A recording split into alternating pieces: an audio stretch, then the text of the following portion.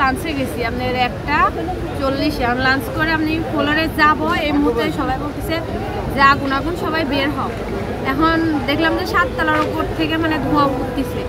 এখন ওড়ার পর আমরা সবাই আপনার সুপারভাইজার বস মেন্টানিসাররা সবাই বলতেছে সবাই বের হয়ে যাও। এখন আমরা সবাই নিচ তলায় চলে এসেছি। 8 তলা পর্যন্ত মানে সবাই লোক ছিল। 8 তলার মানুষ এখন 2-1টা থাকতে পারে, অনেকগুলো খুঁজে পাইতেছে। এটা যে লাগছে লাঞ্চের পরে আমাদের ওডিডিসি ফ্যাক্টরিতে আমরা সম্পূর্ণ ক্লিন করছি আর কি, ফ্যাক্টরিতে পয়বসী করছি। তারপরে লাঞ্চের পরে আমরা মনে করেন যে লাঞ্চ টাঞ্চ করে কাজে লাগছি, 10 মিনিট কাজ করছি।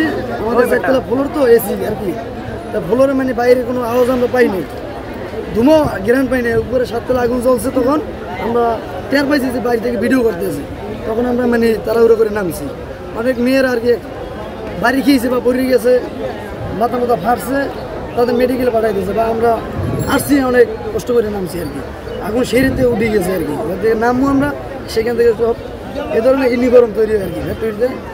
এগুলো মনে করেন যে পলিথিন জাতীয়, আগুন লাগলেই মনে করেন যে এগুলো চলবে। এখন কারেন্টে লাগছে না কিছুতে লাগাইছে, এগুলো তো আমরা বলতে পারবো না, কারণ সেটা তদন্ত করলে ফ্যাক্টরির লোকেরা বের করতে পারবে।